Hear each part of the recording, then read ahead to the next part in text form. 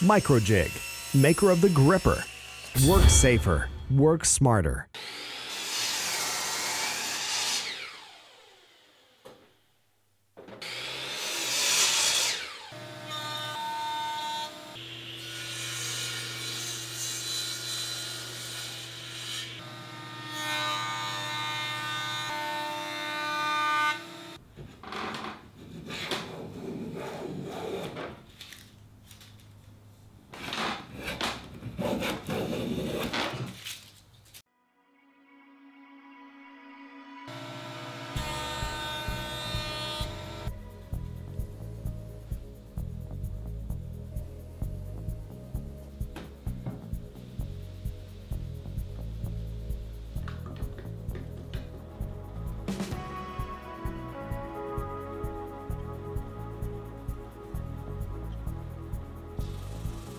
Using a compass, I'm going to mark the outermost perimeter of the tray.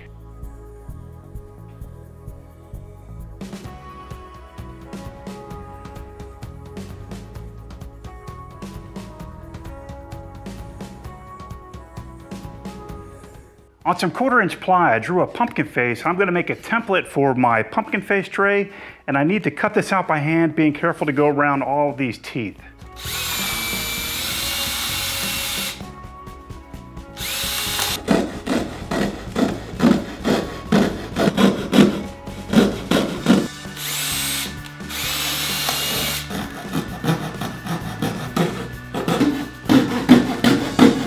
I finished cutting out the face with the fret saw, and I'd be totally lying if I said that was at all graceful or fun. I next cleaned up the teeth using a rasp real carefully not to break them. The next thing I'm going to do is take this whole thing over to the oscillating spindle sander and just clean up the curved sections.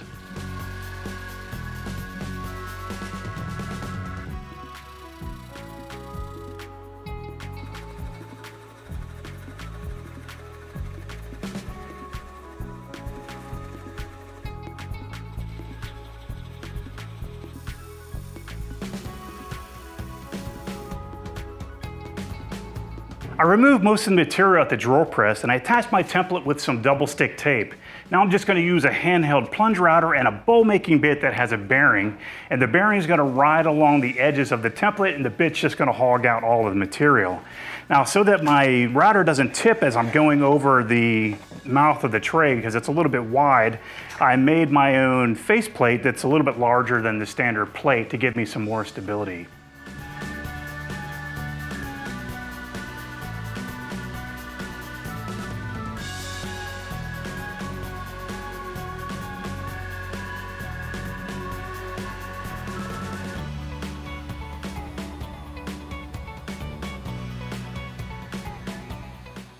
After you've made a few passes around your pattern, you can go ahead and take your pattern off, because now the bearing of your bowl making bit can track along the newly created wall. So all you need to do now is keep making passes and lower the depth of the bit each time until you get to the depth that you want for your tray.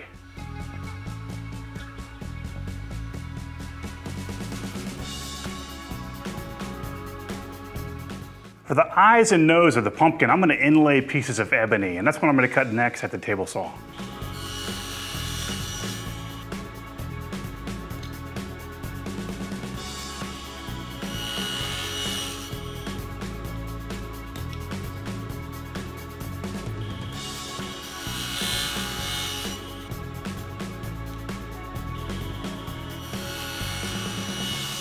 With a marking knife, I scribed a line around each piece of the inlay for the pumpkin face, and now I'm just going to use my plunge router with an 1/8" diameter spiral bit, and I'll get as close to the scribe line as I can, and then I'll just finish it up with a chisel.